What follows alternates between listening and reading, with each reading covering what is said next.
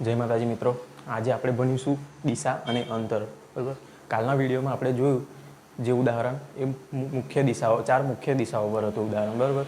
પણ પરીક્ષામાં જ્યારે મુખ્ય દિશાઓ સિવાય જે 4 પેટા દિશાઓ છે તેની પરથી ઉદાહરણ પૂછાય તો તમે શું કરો? તો એના માટે કંઈ ગભરાવાની જરૂર નથી। આજે આપણે એ પણ સમજીશું, બરાબર છે। અહીંયા શું લખ્યું છે ચોપડીની ભાષામાં જોઈએ।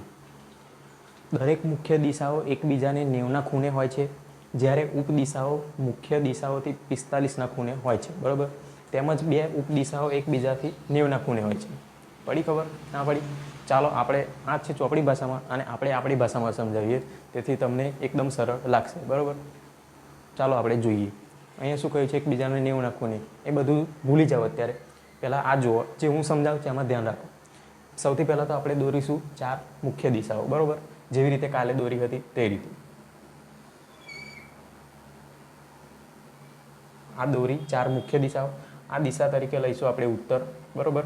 આ દિશા તરીકે લઈશું આપણે દક્ષિણ, આ દિશા તરીકે આપણે લઈશું પૂર્વ, અને આ દિશા તરીકે લઈશું આપણે પશ્ચિમ, બરાબર। આ થઈ ગઈ આપણી 4 મુખ્ય દિશાઓ। આ મુખ્ય દિશાઓનો વચ્ચે કેટલાનો ખૂણો છે? 90નો। આ ખૂણો કેટલાનો છે? 90નો, બરાબર। 90નો થયો ખૂણો। તો હવે શું કરીએ આપણે? હવે આપણે દોરીએ ઉપદિશાઓ। ઉપદિશાઓ તો પહેલાં આ ઉપદિશાઓ પહેલાં દોરી લઈએ।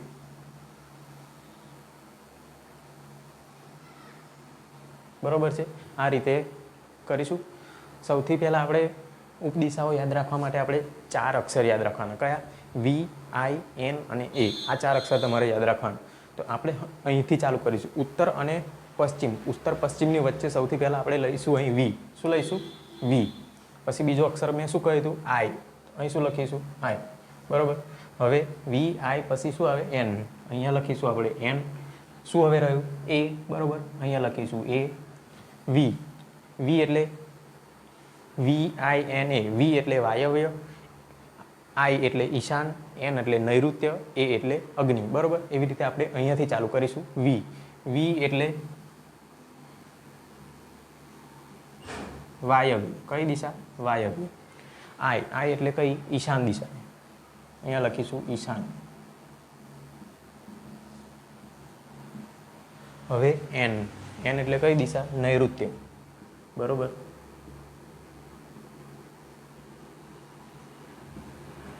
દોરી નૈઋત્ય દિશા। હવે કઈ દિશા રહી? અગ્નિ દિશા। અહીંયા લખીશું આપણે અગ્નિ, બરોબર। આ થઈ ગઈ આપણી પેટા દિશાઓ। આમ કુલ કેટલી દિશાઓ થાય? 8 દિશા, બરોબર છે। હવે દરેક દિશાઓ વચ્ચે કેટલાનો ખૂણો હોય? દરેક દિશાઓ વચ્ચે 45નો હોય, બરોબર।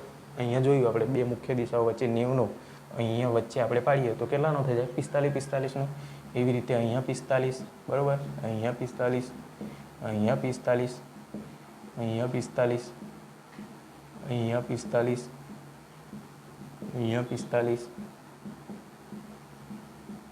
આમ બધી દિશાઓ દિશાઓની વચ્ચે ખૂણો 45નો હોય, બરાબર। આ મેં સમજાવ્યું એ જ આ વાક્ય કહેવા માંગે છે, બરાબર। તો તમને કયું સરળ લાગ્યું? આ મેં સમજાવ્યું એ સરળ લાગ્યું કે આ જે ચોપડીની ભાષામાં આપેલું છે એ સરળ લાગ્યું?